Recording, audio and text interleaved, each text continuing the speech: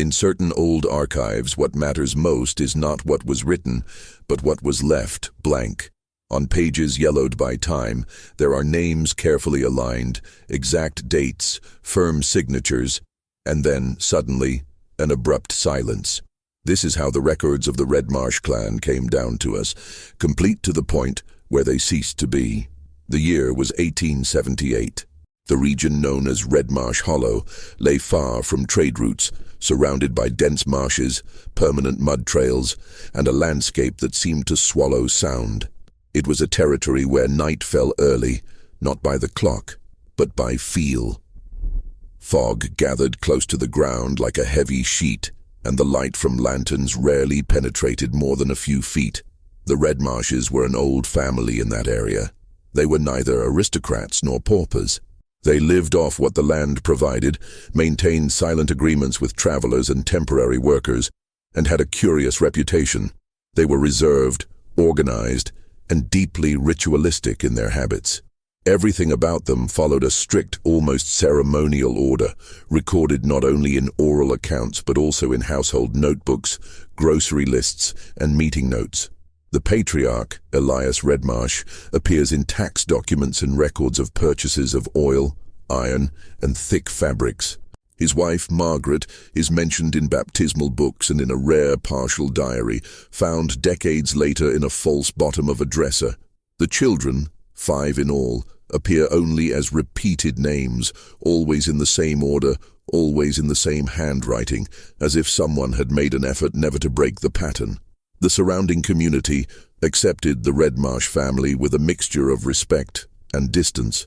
They did not attend public celebrations, but they received outsiders with controlled frequency. Woodcutters, hunters, and small groups of workers were seen entering the clan's lands, usually at dusk, always guided by one of the older members of the family. These visits never lasted more than one night. The next morning, the trails were erased by the constant moisture in the soil. What is known for certain is that, in the spring of that year, 33 men arrived in the region in short intervals. Some came from nearby cities, others from more distant places, identified only by surnames and initials in lodging records. They all had something in common.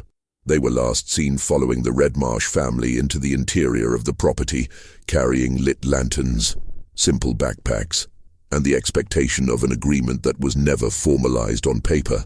Official documents make no mention of immediate panic. There are no reports of screams, chases, or confrontations. On the contrary, for weeks, everything seemed to proceed normally. The Redmarsh family continued to buy lamp oil, salt, and metal tools. Elias's notes remain accurate.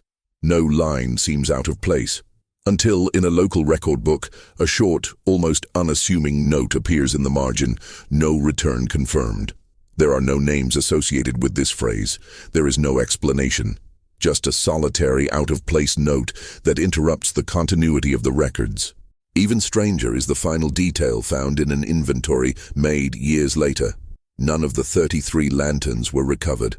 No glass pieces, no burnt wicks, no oil residue, as if the light had been extinguished along with the men, and with them, an entire part of local history.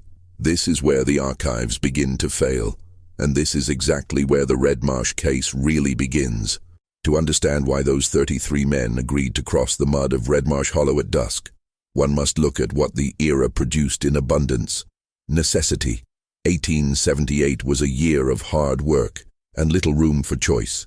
Sawmills were springing up in some valleys, game was no longer as plentiful as before, and the promise of quick pay, even if informal, was enough to convince weary men to follow any trail. Records from the region describe Redmarsh Hollow as a place where boots never dried completely. Moisture seeped into the wood of the houses, warped doors, darkened beams, and left a permanent smell of fermented earth. There were few buildings beyond the scattered properties. The main road was more of a trail than a highway. When it rained, cars got stuck. When it didn't rain, the mud only pretended to rest. The Redmarsh family, in this setting, functioned as a kind of fixed point, not because of their friendliness, but because of their predictability. They had a large barn, a tool shed, and land that seemed to stretch on endlessly with unclear boundaries. In statements collected years later, some neighbors repeat the same impression. They always knew what they were doing. This phrase appears in different mouths with similar words, as if it were a conclusion shared without discussion. Inside the main house, daily life was rigid. Margaret's partial diary describes mornings beginning before sunrise, with water heated in silence, heavy bread being kneaded, and tasks distributed without conversation. She does not write about feelings directly. She writes about details: the amount of soap made, the cooking time, the condition of the bedding, the need for more kerosene. But in one specific line, almost hidden among domestic notes, she records something that doesn't fit with the rest. The back door must not be opened when the fog is low. There is no explanation, just the instruction. The children grew up within this discipline. The eldest, Thomas, appears in a record of the purchase of ropes and chains. The middle daughter, Eliza, is described by a neighbor as a girl with attentive eyes, who spoke little and looked a lot.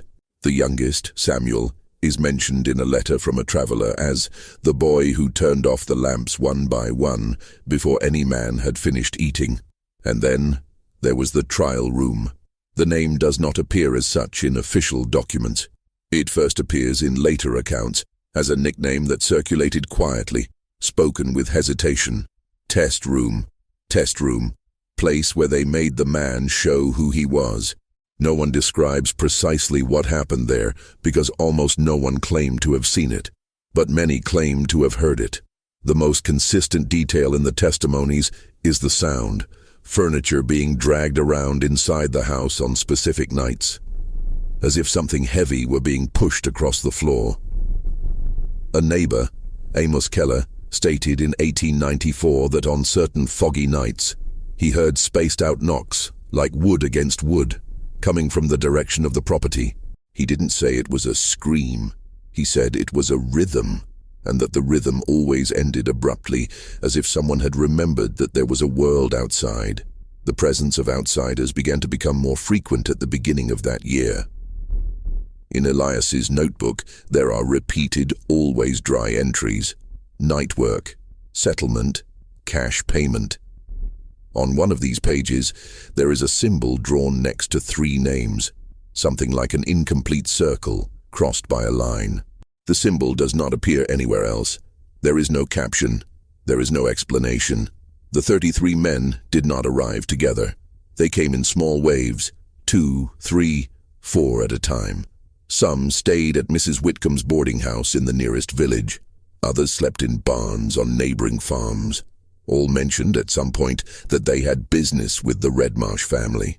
And all were described as ordinary men: calloused hands, worn clothes, eyes that could not afford to be too suspicious. In the days leading up to the disappearance, there are subtle signs of discomfort, captured in stray comments from third parties. A young man named Edwin Pike reportedly said at the local store that the Redmarsh looked like they're weighing you up. Another said that when he shook Thomas's hand, it felt clammy and cold, as if he had just come out of a basement. A woman, upon seeing Eliza on the road, commented that she was carrying a cloth stained with oil and dirt, and that she did not respond to her greeting. None of this, taken alone, proves anything. But when the historian puts these fragments together, the picture takes on texture. There was something about the Redmarsh routine that seemed to anticipate that group of men, as if the family were preparing for a specific night, for a long-awaited moment. And this is where the first clue emerges that the disappearance was not an accident on the way, nor an improvised escape. On a kerosene purchase receipt, dated a few days before the disappearance, the amount purchased is unusual, almost double the usual amount. The salesperson wrote a brief note on the side: to keep the light on longer. The light on longer. None of the 33 men would ever be seen again.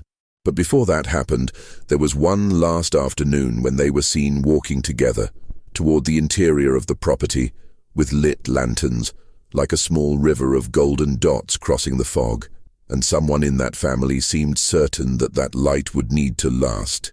The last reliable records place the night of the disappearance in a narrow interval between the end of April and the beginning of May 1878. There is no exact date. There are only convergences, weather reports, purchase notes, indirect mentions in diaries, and an unusual pattern of movement observed by those who were still awake when the fog began to descend. That night, according to a neighboring farmer, the air was still. There was not enough wind to move the tallest leaves, and the smell of stagnant water seemed stronger than usual.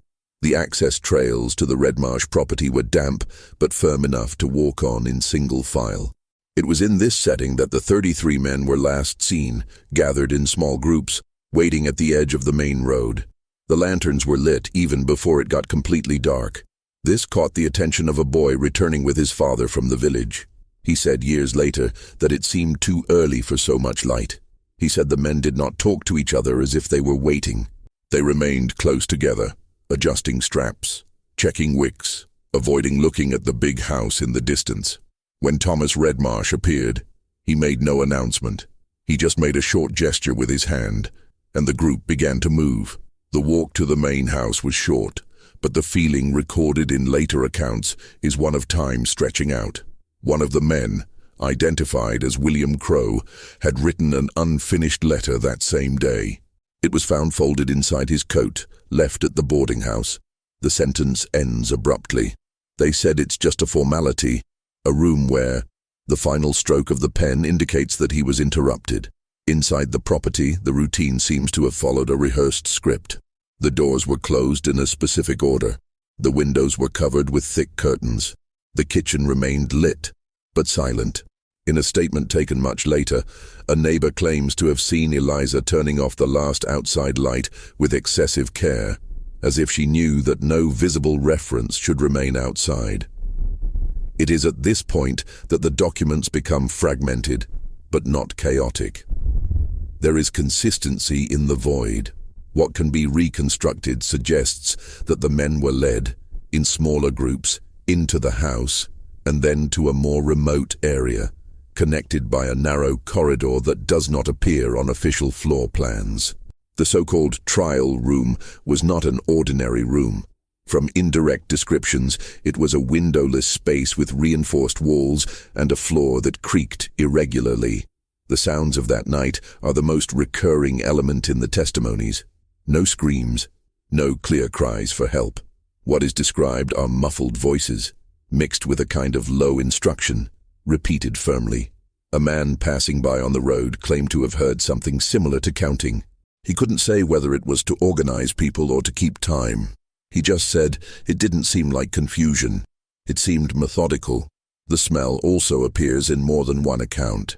A strong odor of burnt oil mixed with damp wood. Not the usual smell of lanterns, but something denser, almost suffocating.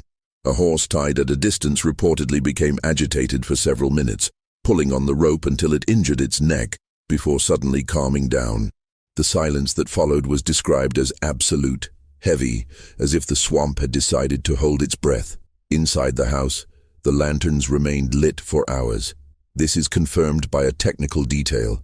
The estimated kerosene consumption for that night exceeds any previously recorded domestic use. The historian who analyzed the figures concluded that there was enough light to keep dozens of flames burning simultaneously for an extended period. But at some point before dawn, they were all extinguished. There is no evidence of a struggle scattered around the property. No broken objects were reported in the following days. No stains were described in official records. This led many at the time to conclude that the men simply left. But this hypothesis begins to fail when considering the last confirmed trace. The next morning, a local boy found a lantern lying near the edge of a marshy stretch, about 500 meters from the Redmarsh house. The glass was intact. The wick was dry. There was no sign that it had been knocked over in motion. It seemed to have been placed there. The object was taken to the local sheriff, but it never officially entered the inventory. Decades later, it is mentioned only in a personal letter written by the sheriff himself, in which he states, "The lantern showed no way back." After that, nothing else was found. No trail, no body, no additional personal items. 33 men entered the property that night. None came out, and what remained was only the confirmation that, at some point, all the lights went out at the same time. The last sound described by those nearby was a sharp closing of a door, too deep to be an ordinary door. And then, silence returned to Redmarsh Hollow as if it had never been disturbed. The disappearance of the 33 men did not cause immediate alarm. In regions like Redmarsh Hollow, a delay of a day or two was rarely cause for mobilization. Men left without warning, changed routes, took jobs in other locations. Absence only begins to weigh heavily when time ceases to be explainable. And that is exactly what happened. After the first week, Mrs. Whitcomb's boarding house registered insistent inquiries. A brother looking for news, a creditor asking for payment, an employer waiting for a return. The names began to repeat themselves, and the pattern became impossible to ignore. All had been seen, for the last time, heading toward the Redmarsh lands. The local sheriff, Henry Caldwell, visited the property 10 days after the estimated night of the disappearance. His official report is brief, almost defensive. He describes the house as in order, the residents cooperative, and the terrain difficult to track due to natural conditions. There is no mention of the trial room. There is no record of an in-depth search. Caldwell writes that no concrete evidence of a crime was found. But the parallel documents tell another story. In a letter to a county colleague, Caldwell admits to feeling uncomfortable. He reports that the family answered questions with excessive precision, as if they already knew what would be asked. He also said that Elias Redmarsh presented a notebook with detailed notes of comings and goings, but that they all ended before the date in question. "It's as if the book had decided to stop," wrote the sheriff, "and I can't say whether that's carelessness or intention." The community reacted with a specific kind of fear, silent fear. There were no protests. There were no vigils. People simply began to avoid the road that led to the property. Children were forbidden from playing near the trails.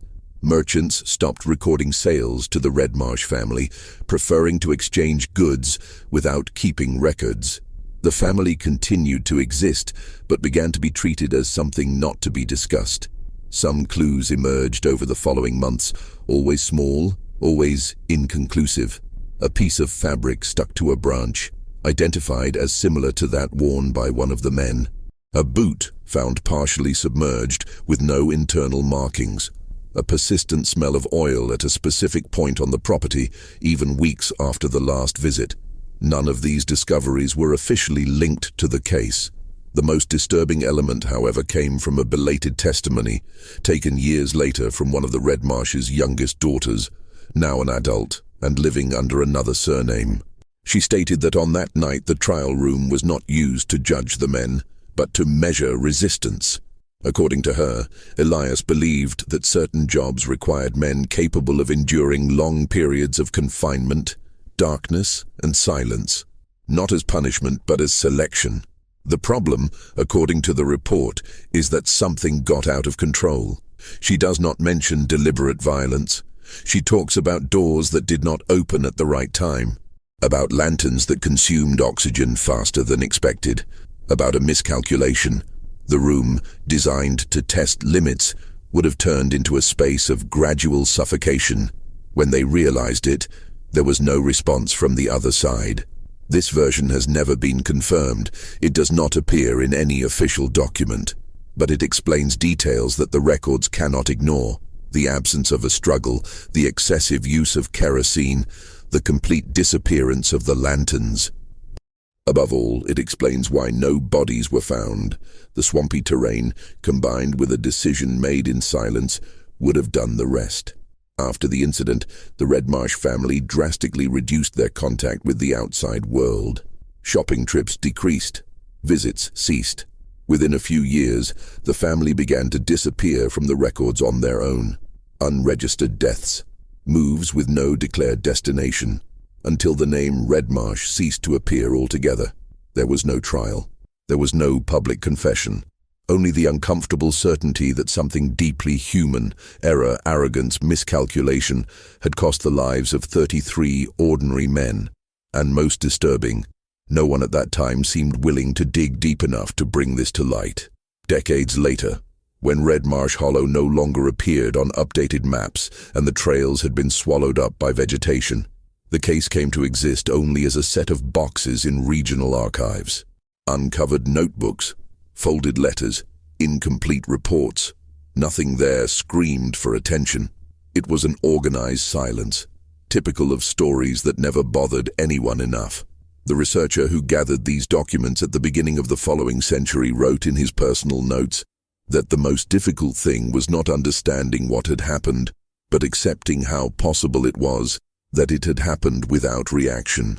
33 men disappeared, and the world continued to function. The sawmills continued. The harvests were made. Other families occupied the spaces left empty.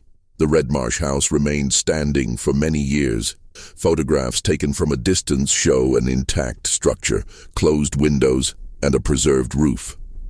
There are no visible signs of immediate abandonment. The trial room, if it existed as described, was never identified in subsequent inspections. It may have been dismantled. It may have been buried, or it may have been designed to disappear along with what it held. In interviews conducted in the 20th century, older residents of the region spoke of the case in short sentences, always in the past tense. It was a different time. Things worked differently. No one wanted trouble. These justifications appear repeatedly, as if forgetting were a collective choice, carefully maintained. The names of the 33 men were not recorded on any plaque. Some survived only as initials in guest books, others not even that. What remained were administrative absences, gaps in payrolls, families who never received confirmation. The historian notes that disappearance erases not only bodies, it erases bonds, expectations, entire futures. There is something deeply human about the Redmarsh case. There are no monsters. There are no invisible forces. There are ordinary people believing too much in their own methods, underestimating limits, trusting that silence would solve everything. The mistake was not extraordinary. It was technical. It was cold. And, for that very reason, so easy to be repeated in other forms, in other times. On a final visit to the region, at the end of his research, the chronicler walked to what he believed to be the entrance to the property. He found nothing but uneven ground, stagnant water, and young trees growing where there had once been a path. No marks, no traces. Only the distant sound of insects and the weight of knowing that there, at some undefined point, 33 lives had come to an end. The Redmarsh case does not end with a definitive answer.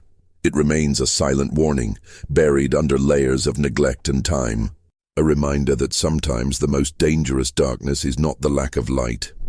It is the conscious decision to turn it off. And when that happens, not even flashlights can find their way back.